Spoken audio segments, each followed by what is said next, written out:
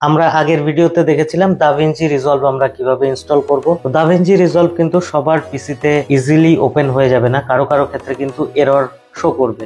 তো এই এররটা শো করলে কিভাবে সলভ করবেন সেটি কিন্তু আমি এই ভিডিওর মধ্যে আপনাদের সঙ্গে শেয়ার করব। ভিডিওটি ভালো লাগলে ভিডিওটিকে লাইক করবেন, আর চ্যানেলে নতুন হলে চ্যানেলটিকে সাবস্ক্রাইব করে পাশের বেল আইকনটিকে প্রেস করে দেবেন, যাতে আমার আপলোড করা সমস্ত ভিডিওর নোটিফিকেশন আপনাদের কাছে পৌঁছে যায়।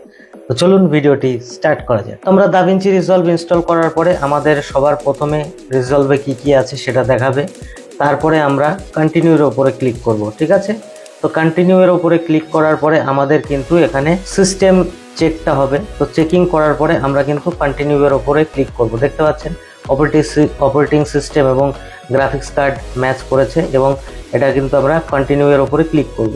এবার আমাদের সাপোর্ট প্রজেক্ট দেখতে পাচ্ছেন এইচডি সাপোর্ট করছে। তো আমরা এখানে কিন্তু আমাদের পছন্দ মতো এটাকে সিলেক্ট করে নিতে পারি। ঠিক আছে, কোন রেজুলেশনে কাজ করব বা আমরা এটাকে পরে চুজ করব, এটা করে কন্টিনিউ এর উপরে ক্লিক করব।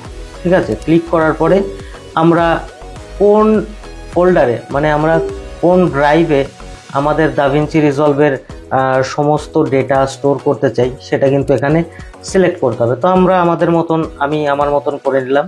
তো আপনারা আপনাদের মতন এইভাবে কিন্তু স্টোর করে নেবেন। ঠিক আছে, বা সিলেক্ট করে নেবেন যে আপনারা কোথায় স্টোর করতে চান। কন্টিনিউ করবেন। কন্টিনিউ করার পরে আপনার সামনে আসবে যে আপনি আপনার কিবোর্ড লেআউট কেমন ছিল, মানে এর আগে আপনি কোন সফটওয়্যার ইউজ করেছেন। দেখা গেল আমি অ্যাডোব প্রিমিয়ার প্রো ইউজ করেছি বা ফাইনাল কাট প্রো ইউজ করেছি বা মানে যেটা আছে অপশানে। তো আমি যদি অ্যাডোব প্রিমিয়ার প্রো এটা সিলেক্ট করি, মানে এটা কিন্তু আমাদের পছন্দ মতো এখানে কিন্তু আমরা সিলেক্ট করতে পারি, কোনো সমস্যার কিছু নেই।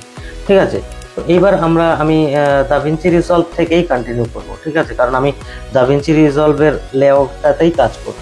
ঠিক আছে, তো আমি এখানে দাভিঞ্চি রিজলভ করে কিন্তু এখানে কন্টিনিউ করব। কন্টিনিউ করার পরে এখানে দেখতে পাচ্ছেন we hope you enjoy DaVinci Resolve 19।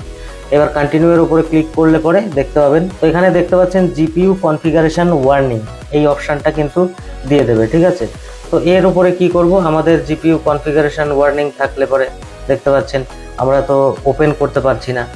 এবার কি করতে হবে, আপডেট কনফিগারেশনের উপরে আমাদের যেতে হবে।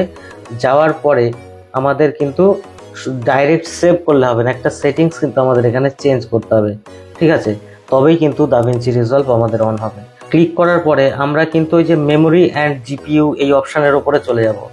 এবার ওখানে গিয়ে দেখতে পাবেন জিপিইউ প্রসেসিং মোড এবং জিপিইউ সিলেকশন, এই দুটো টিক থাকবে। এই দুটোকে আমরা আনটিক করে দেবো এবং এনভিডিয়া জিফোর্স G730 দেখতে পাবেন এটা চেক মার্ক অন হয়ে যাবে, মানে টিক হয়ে যাবে।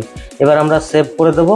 এই দেখতে পাচ্ছেন এখানে আমরা ওকে করে দেবো। ওকে করে দেওয়ার পরে এইবার যখন আমি এই যে দাভিঞ্চি রিজলভ অন করব তখন কিন্তু আমার ইজিলি ওপেন হয়ে যাবে। ঠিক আছে, তো দেখতে পাবেন এখনই আমি আপনাদের সঙ্গে শেয়ার করে দিচ্ছি। দেখতে পাচ্ছেন এখন কিন্তু আমার দাভিঞ্চি রিজলভ অন হয়ে গেছে, সেই সমস্যাটা কিন্তু আর দেখায়নি। সো ফ্রেন্ডস, ভিডিওটি ভালো লাগলে ভিডিওটিকে লাইক করবেন, আর চ্যানেল নতুন হলে চ্যানেলটিকে সাবস্ক্রাইব করে পাশের বেল আইকনটিকে প্রেস করে দেবেন, যাতে আমার আপলোড করা সমস্ত ভিডিওর নোটিফিকেশন আপনাদের কাছে পৌঁছে যায়। ভালো থাকবেন, সুস্থ থাকবেন, দেখা হবে পরের ভিডিওতে অন্য কোনো টপিক নিয়ে। ধন্যবাদ।